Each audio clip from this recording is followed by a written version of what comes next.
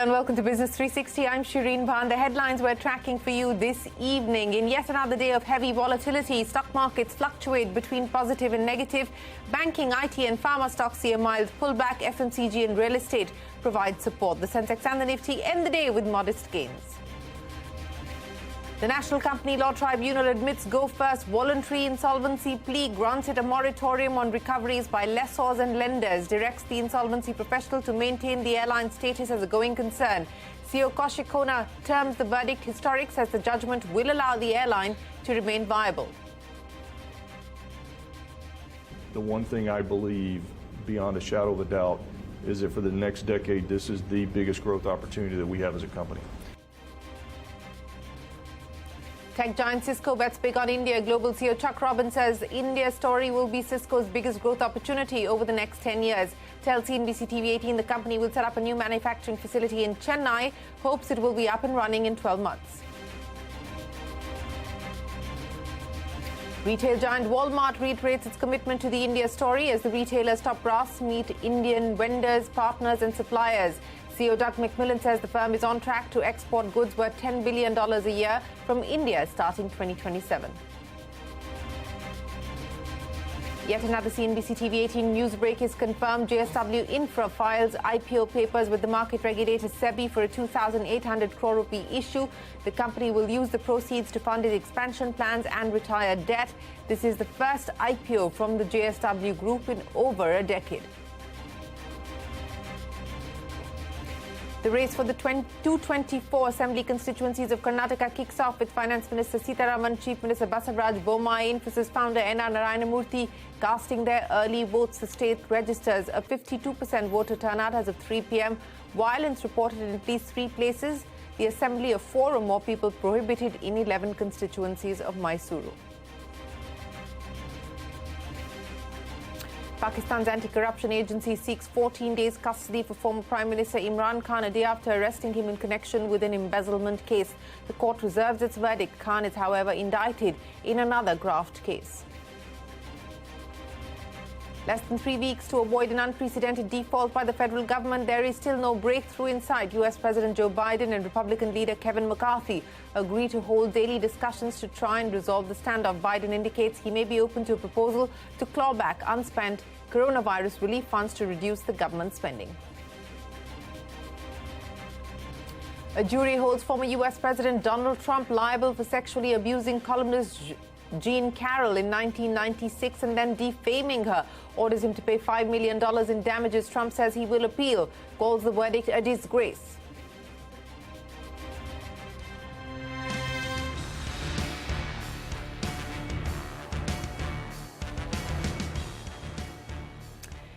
Well, the big corporate story in relief for Go First. The Company Law Tribunal has admitted the cash-strapped airline's voluntary insolvency plea, and it has been granted protection from recoveries by lessors and lenders. The tribunal has directed the initiation of insolvency proceedings against Go First. It's also directed that Abhilash Lal, the insolvency resolution professional, to take all steps to maintain Go First's status as a going concern.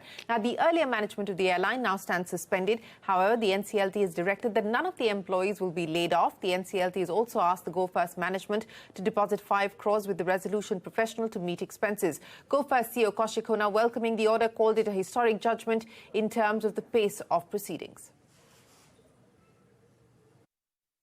I think it's historic, and I think it's millions of prayers have been heard.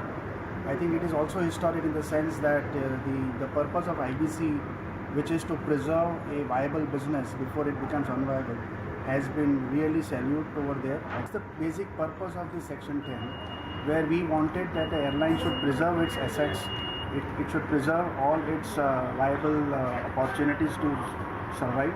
And one of the major issue which we have is to get the Pratt & Whitney engines. And I think that is what the arbitral award means. Well, that is Kaushik Khona, the CEO of Go First. My colleague Ashmit Kumar, who's been tracking this case, is standing by with the details. Ashmit, let's go through the details of the NCLT pronouncement and what it now means for Go First. Certainly relief coming in. Well, indeed, this had been a prayer that they had made before the NCLT when they submitted on May 2nd their application for voluntary insolvency. The rationale that they gave before the NCLT is that, look, we've been given faulty engines. It's led to half our fleet being grounded, which is causing financial pain for us, and therefore the voluntary insolvency. Now, the relief, importantly, that they had sought was protection from lessors taking back the planes.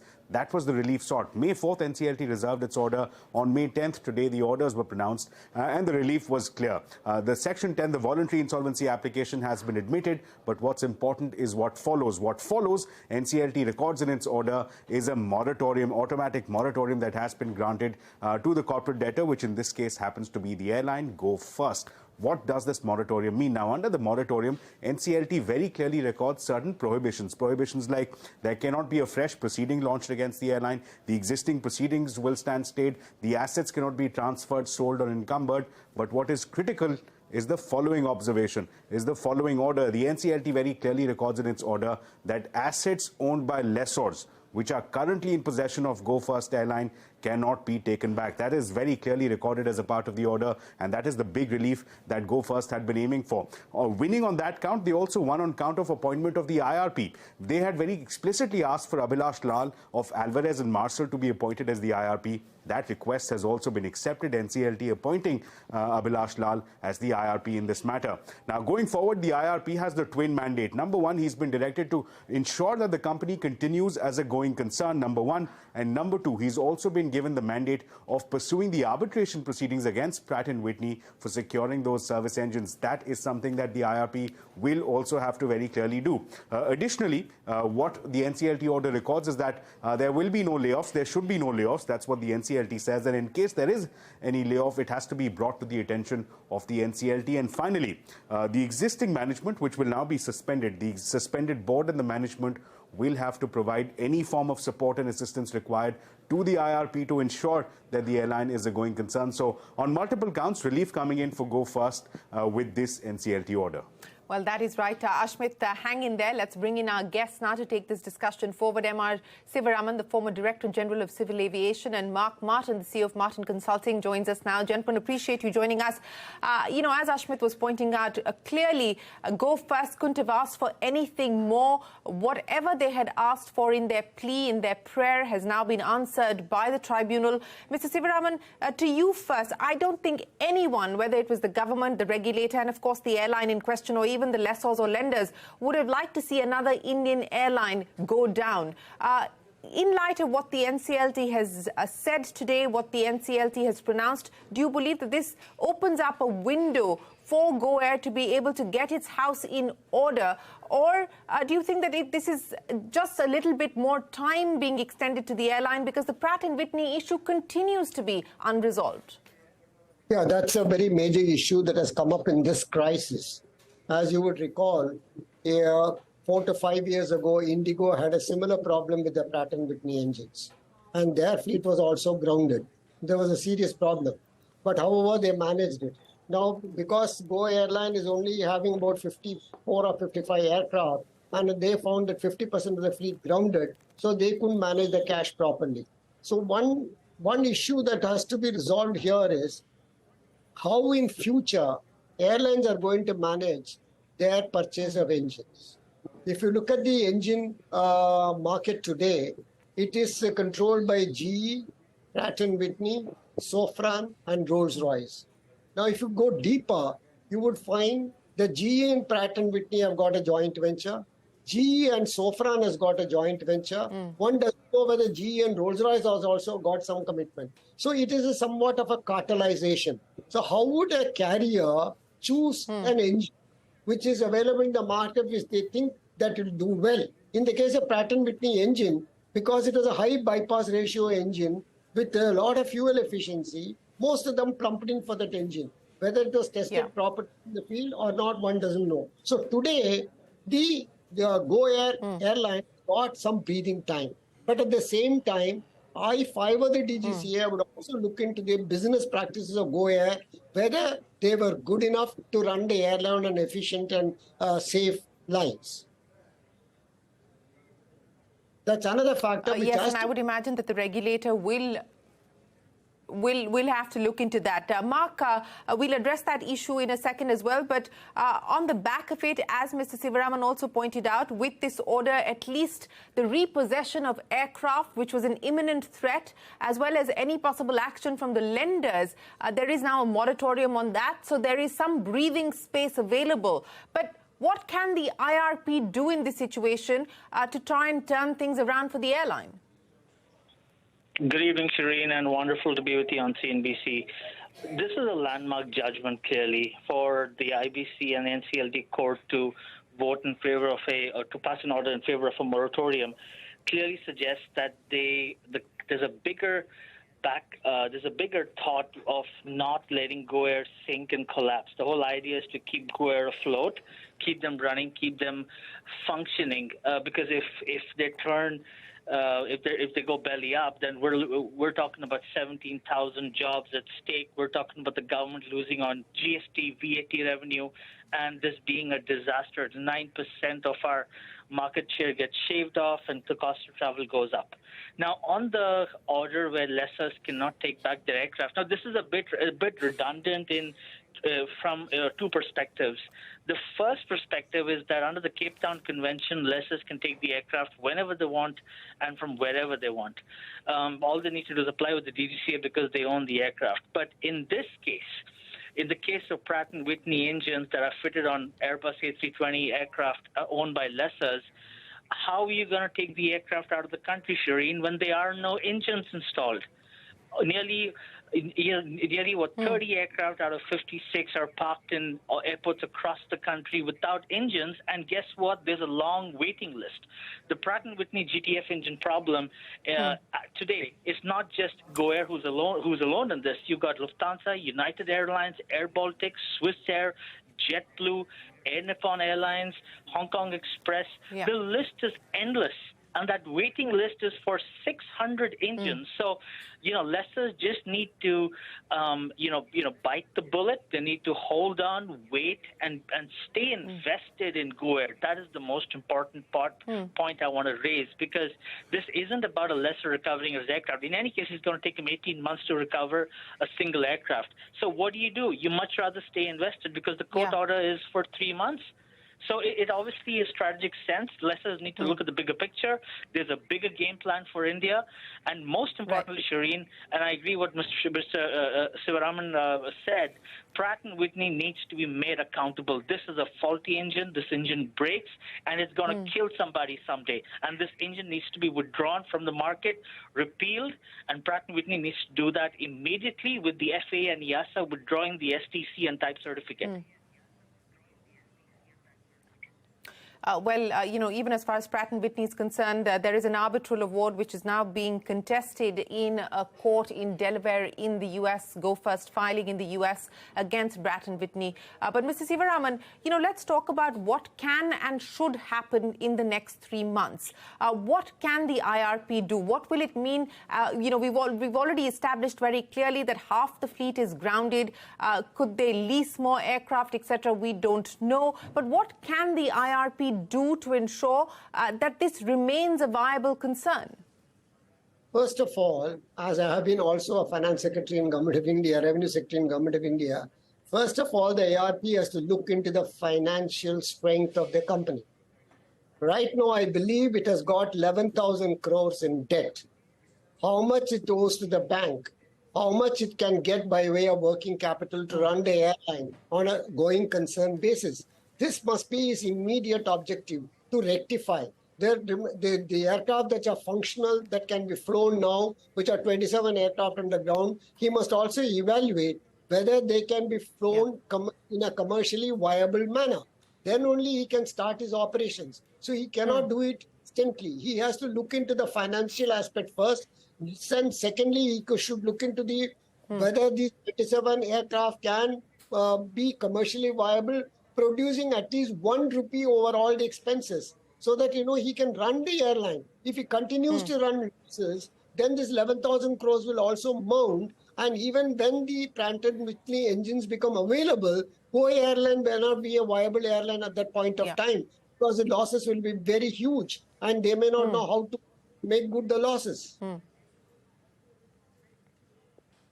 That is a matter Yes, so Mark, in order of priority, right. In order of priority, Mark, what do you believe the IRP will need to focus on?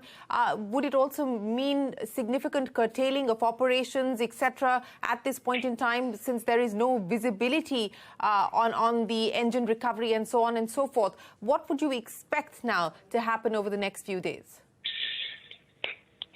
Shireen, this is going to be diametrically opposing to what we've seen in the case of Jet Airways so far. The whole idea for the IRP would be to keep Go Air alive. Remember, this is a voluntary filing by Go Air before the IBC. Go Air was not taken to IBC by its lenders, by its banks, its lessors, and its whoever that's financially supported them. So this is clearly a voluntary step. So the baseline intent of the resolution practitioner and professional would be to keep the airline afloat, ensure that lessors are satisfied and taken care of, and along with that, make sure that steps are taken to restart the airline, possibly with financial assistance from banks or promoter capital. So I think from a progressive standpoint, although the big concern was India losing another operator and an airline, now increasingly that does not seem to be the case.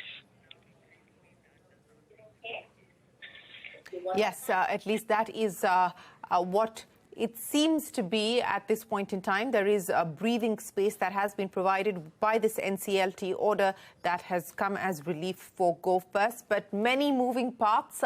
It is a complicated and complex issue, and Abhilash Lal, the IRP that has been put in place, will certainly have his hands full. Mr. Sivaraman and Mark Martin, always a pleasure. Appreciate you joining us here on CNBC TV18 on the big story of the day. We will head into a break, but up next, another exclusive tonight.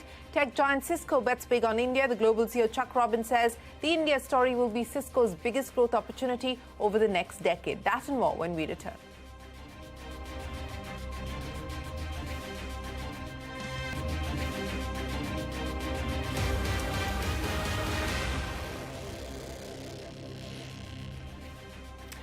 Well, straight to the action from the Lal Street. The markets closed with modest gains today amidst volatility, with the Nifty holding on to 18,300. We saw a recovery in the last hour, which helped the Nifty Bank gain 150 points. However, PSU banks continue to be under pressure, along with IT and pharma stocks.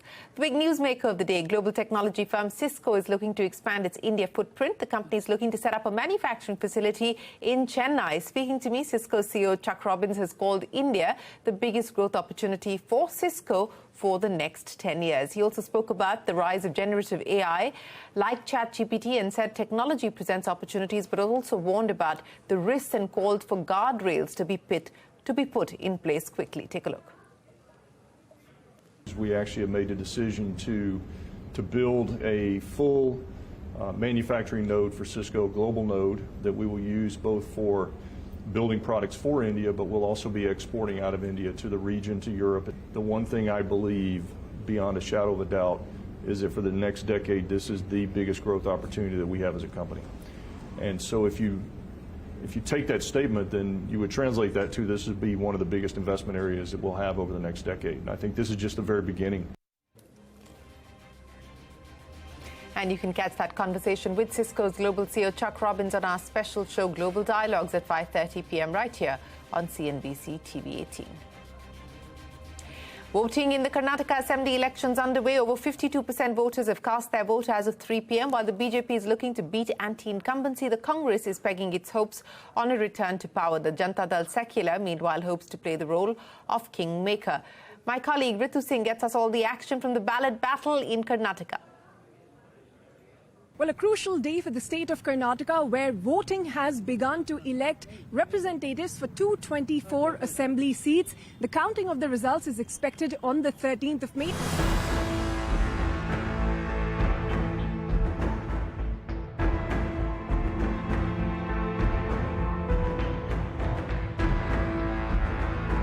They will vote for a change. I've already requested all of them, congratulated them, and they will vote for a change. A change for a progressive Karnataka, for a development Karnataka, to make Karnataka a global Karnataka again. BJP how much amount they have invested. Everybody knows it, how much money they are distributing to get the vote. There are three key parties that are in contention here. The BJP, which is currently in power, the Congress and JDS or Janata Dal Secular. Over the last 40 days or so, we've seen some high voltage campaigning from all of these three parties. They've pulled out all the strings, their star campaigners, to hold mega rallies in the state, also in the city of Bengaluru. For BJP, it was Prime Minister Modi himself. In the last 40 days, he's held as many as 40 rallies in the state of Karnataka, roadshows here in Bangalore as well. आज का माहौल इधर कैसे है? हर senior citizen, युवा, महिला, परिवार के संग जो आए हैं, उन सब के चेहरे में इतना शांति से वोट का क्यू लगा हुआ है, लाइन लगा हुआ है, और हर एक के मेरे से बात करने के तरीके और वगैरह से मुझे तो स्पष्ट लग रही है बीजेपी पूर्ण बहुमत के साथ जीत कर आ रही है।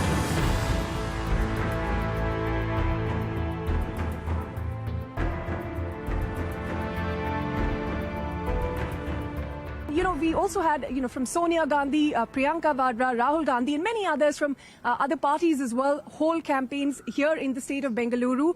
Now, the state is very critical. It is going to be critical for all of the parties. For BJP, for instance, it is facing an anti-incumbency wave because, remember, at least since 1985, Karnataka has not voted the incumbent party back to power.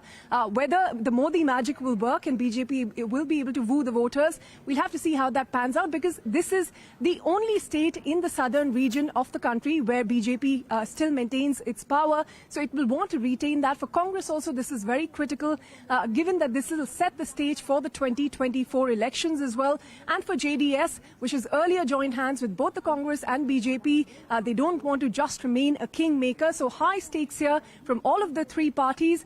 Quickly, in terms of voter profile, there are about 5.2 crore voters that are registered, out of which about 9 lakh plus are first-time voters. Last time around, we saw a voter turnout of more than 72%. We'll have to see how that is this time around, because this is an important state, the third largest state economy, the second largest in terms of GST collections, and of course, the tech capital of the country. Well, that is Ritu out in Bengaluru. She also spoke with Infosys co-founder NRN Narayanamurthy, one of the early voters. He said that voting was of paramount importance for any caring citizen. You know, my parents told us when we were pretty young that it is a paramount responsibility of a caring citizen to exercise his or her voting right. That's the only way you can bring about better progress in a democracy like India. Therefore, my father and mother would ensure that the day we reach the voting age, they would not allow us to skip the responsibility of voting. So I remember it very well. And I'm glad that we have done it for our children too. Of course, my son is abroad, but my daughter-in-law is here. She has come, she has voted. So I think it is a very, very important duty. The day we don't exercise that duty diligently and with a lot of concern and care, we will lose the right to say this is not good, this has to improve, etc. That is NR Narayanamurthy. And with that, it is time for us to wrap up this edition of Business 360. Thanks very much for watching. Stay tuned to CNBC-TV18. The news continues on the other side when we return from a short break.